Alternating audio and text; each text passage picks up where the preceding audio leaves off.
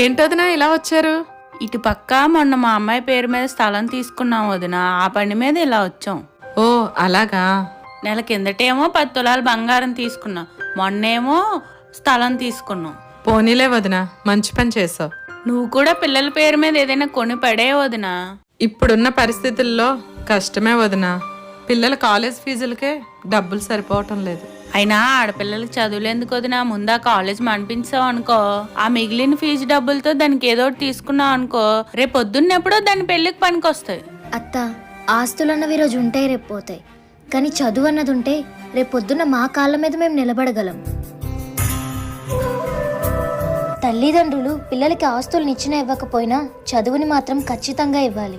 ఎందుకంటే చదువుని మించిన గొప్ప ఆస్తిని పిల్లలకి ఏ తల్లిదండ్రులు ఇవ్వలేరు.